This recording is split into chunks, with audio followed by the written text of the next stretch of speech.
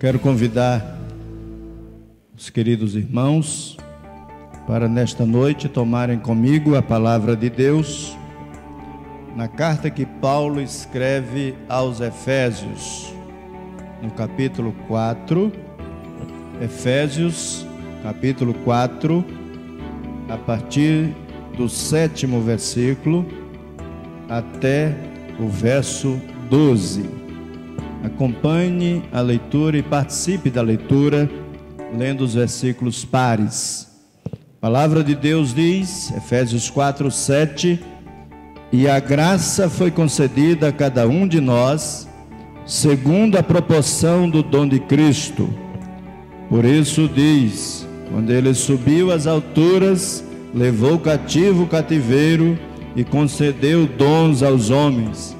Ora, que quer dizer subiu, senão que também havia descido até as regiões inferiores da terra? Aquele que desceu é também o mesmo que subiu acima de todos os céus, para encher todas as coisas. E ele mesmo concedeu uns para apóstolos, outros para profetas, outros para evangelistas, e outros para pastores e mestres, com vistas ao aperfeiçoamento dos santos, para o desempenho do seu serviço, para a edificação do corpo de Cristo. Amém. Obrigado, Senhor Deus, por tua palavra lida. Rogamos que o teu Espírito Santo nos conduza ao entendimento dela e, compreendendo, ó Deus, o teu ensino, vivermos conforme a tua palavra nos orienta. Abençoa a tua igreja, edifica-nos nessa noite, toma o teu servo como instrumento do Senhor, com palavra ungida e poderosa ao coração do teu povo, em nome de Jesus. Amém, Senhor. Amém. Meus irmãos, há um contraste entre o versículo 6 e 7 desse texto que nós acabamos de ler. Esse contraste é fácil de perceber, ele é notável.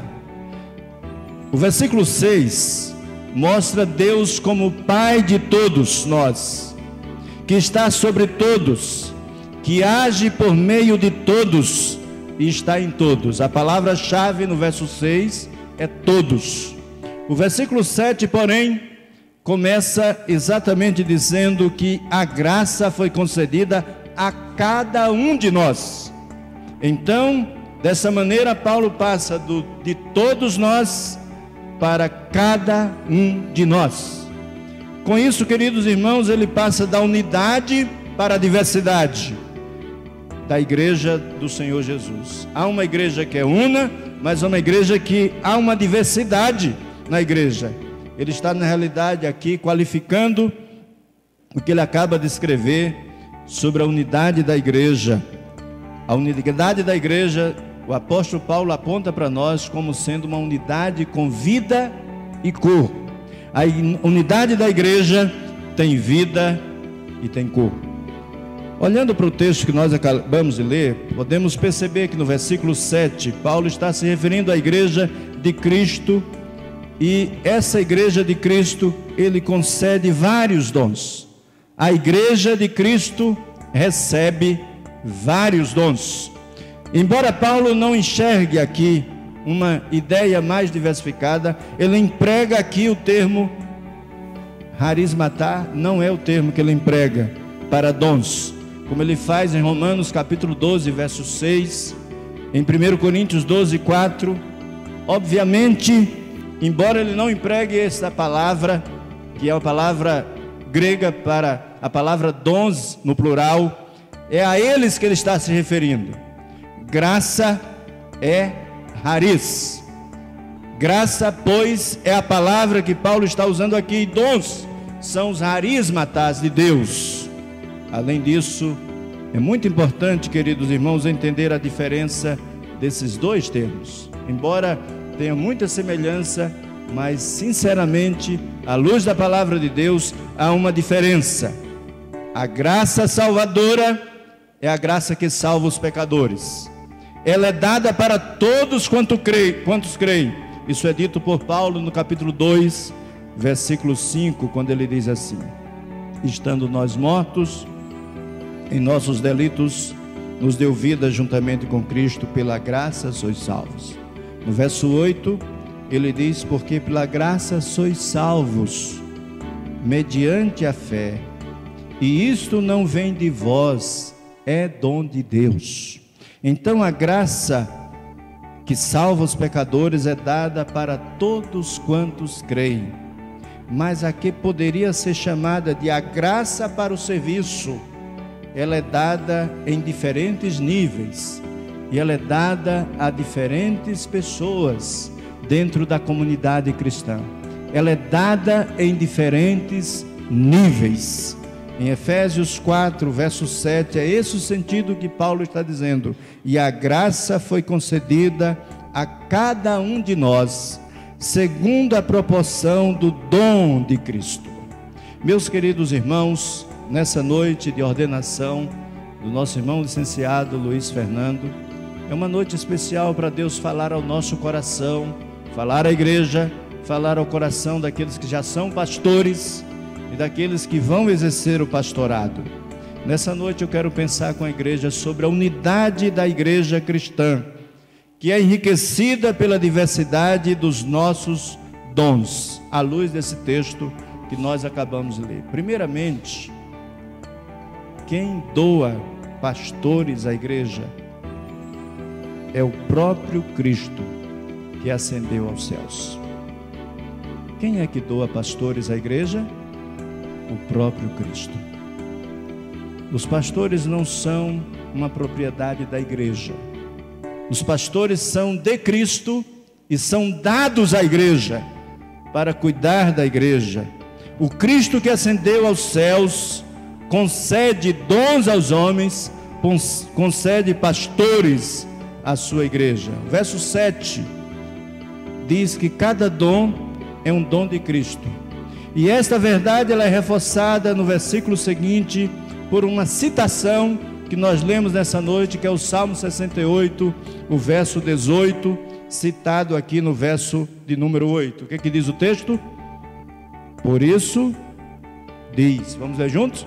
Por isso diz: quando ele subiu às alturas, levou cativo o cativeiro e concedeu dons aos homens. Meus irmãos, quando ele subiu às alturas, levou cativo o cativeiro e concedeu dons aos homens. É uma citação direta do Salmo 68, verso 18.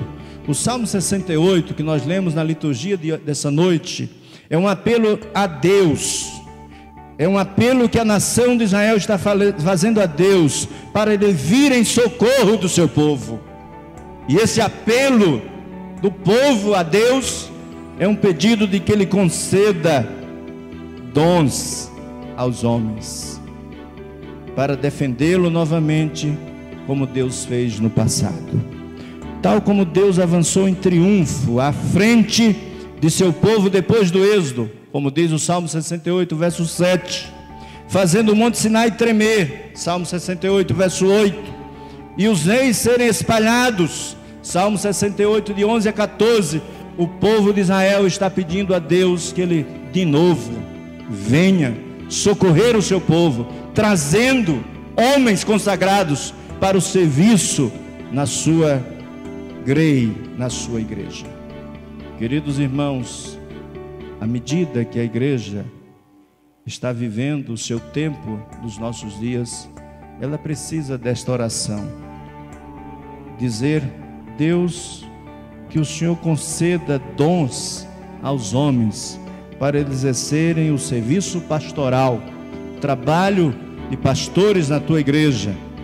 Os pastores são dados por Cristo à igreja para algumas coisas muito especiais. A primeira delas é integrar uma ampla visão do mundo com uma profunda piedade de Deus, diante de Deus.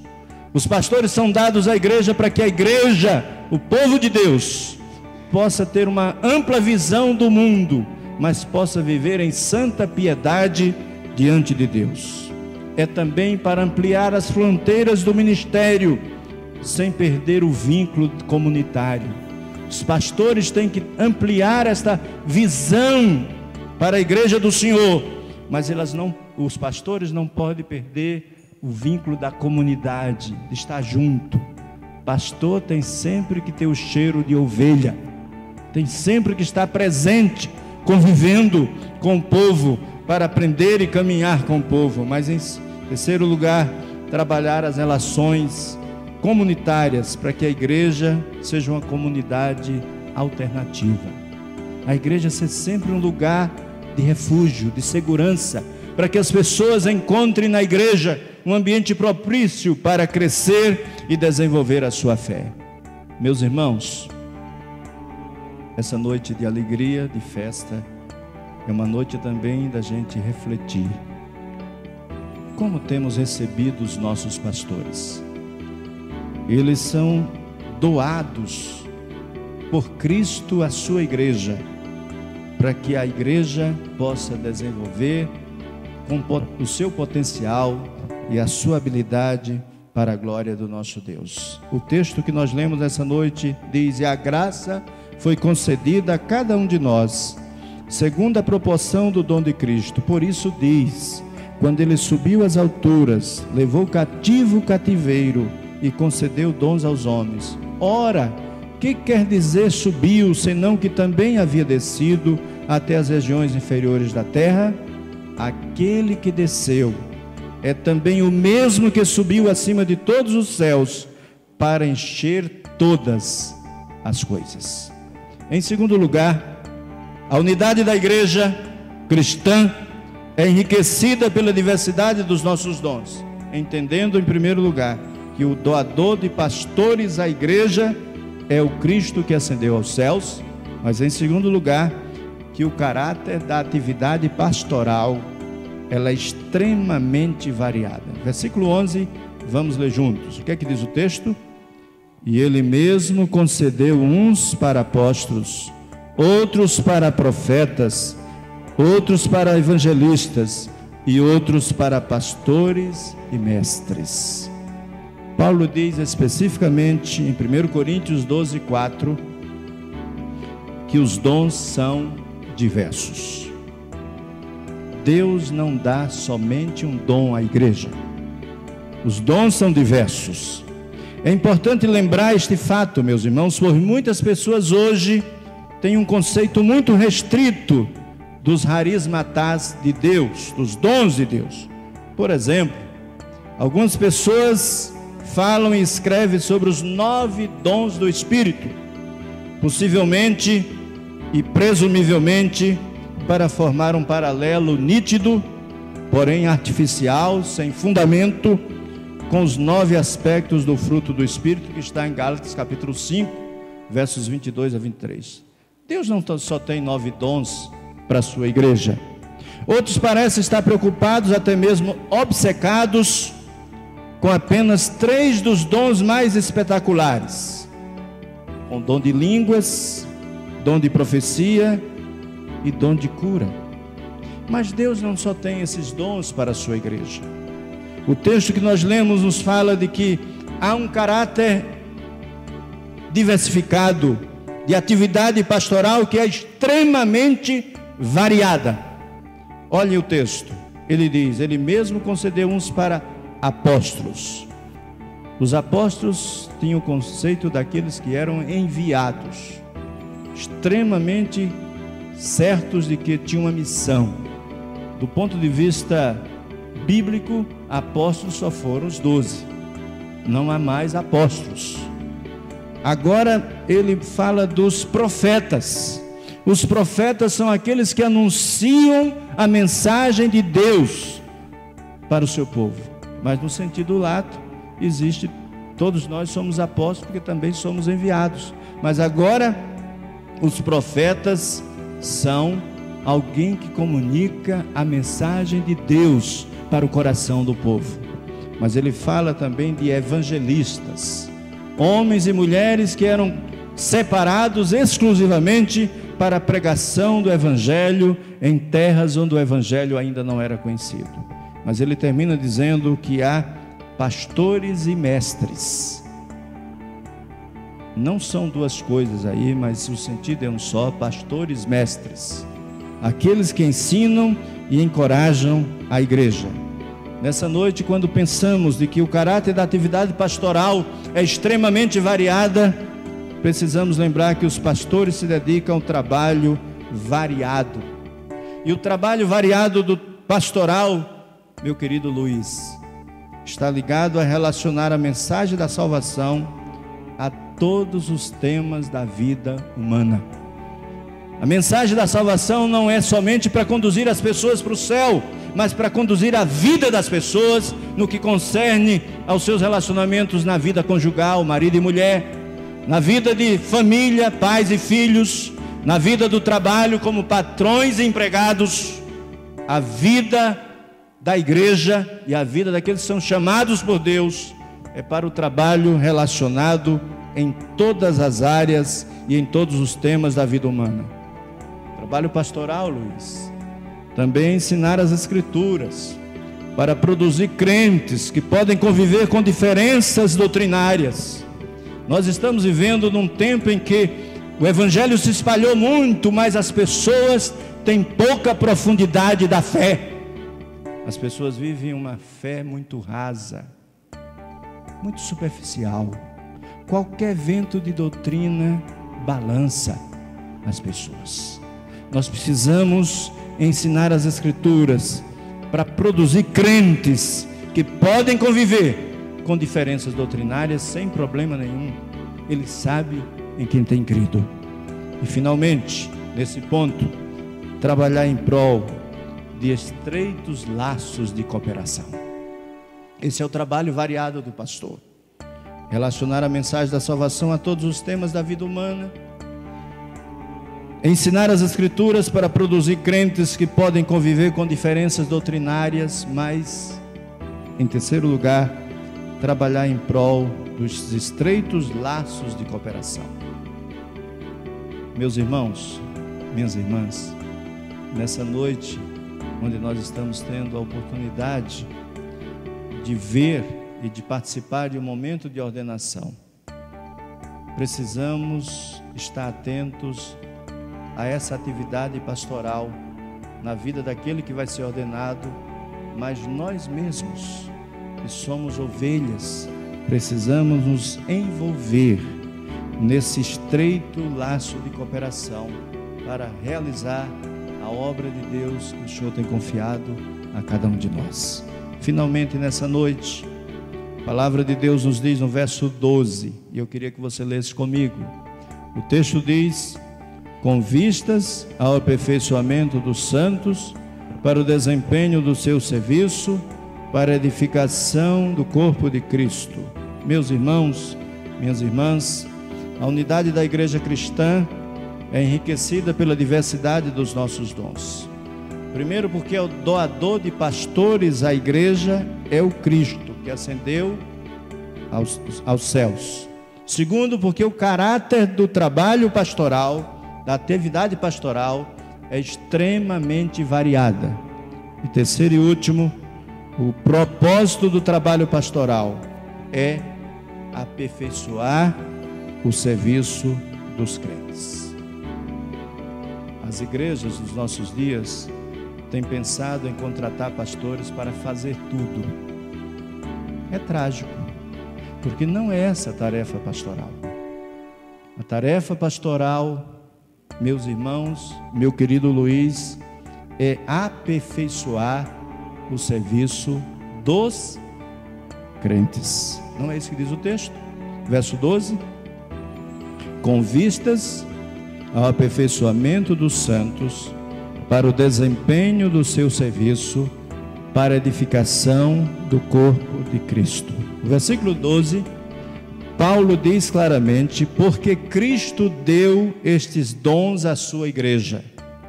O dom de pastor é um deles, pastor e mestre, com vistas ao aperfeiçoamento dos santos, para o desempenho do seu serviço, para a edificação do corpo de Cristo. Nós temos aqui dois propósitos. Um que é imediato, mas o outro só vem depois. Para os quais Cristo deu dons para a sua igreja, que nós precisamos estar atentos. Há dois propósitos. Um é imediato, o outro vem depois. propósito imediato é o aperfeiçoamento dos santos para o desempenho do seu serviço. E o propósito que vem depois é a edificação do corpo de Cristo. Este é o ministério de todos os membros, de todo o povo de Deus, sem exceção, mas especificamente daqueles que são chamados para o trabalho pastoral. Portanto, meu caro Luiz, como pastor, e nós aqui como pastores, devemos focar no nosso trabalho. Primeiro, buscar o aperfeiçoamento dos santos, para que estes não percam as suas convicções cristãs. Este é o primeiro trabalho pastoral. Que os crentes sejam aperfeiçoados na sua fé, a ponto de não perderem as suas convicções cristãs. Segundo, buscar o aperfeiçoamento dos santos, para que os crentes se dediquem à missão da evangelização. A igreja vai bem quando os crentes entendem que têm o dever de evangelizar, enquanto estão lá no trabalho, enquanto estão na escola, enquanto estão em casa, na vizinhança. Eles têm o dever de pregar a palavra aos ouvidos e também aos olhos. Há uma linha de pensamento hoje defendendo que só precisamos usar palavras, que bastam as palavras. Não, nós precisamos usar as palavras, mas também usar o nosso testemunho. O evangelho precisa ser pregado aos ouvidos e aos olhos. Mas por fim, buscar o aperfeiçoamento dos santos, para que os crentes sejam leves de tradições e densos de compromissos com o discipulado. Crentes leves de tradições e comprometidos com o discipulado, com a vida de Cristo. Meus irmãos, recapitulando, nós vimos que é o Cristo glorificado que outorga, que concede, que oferece, que traz dons para a sua igreja. E que os dons são muito diversos no seu caráter. Que os dons de ensino são primordiais. E que o seu propósito é que para o povo de Deus, para exercer seus ministérios e assim edificar o corpo de Cristo. Portanto, finalmente, a unidade da igreja é enriquecida pela diversidade dos nossos dons. Eles são dados por Cristo, são dados em diversidade, são dados para o nosso serviço. Nessa noite, que será ordenado nosso irmão Luiz, que esta palavra de Deus nos mova e nos motive como igreja a estarmos envolvidos na obra do Senhor.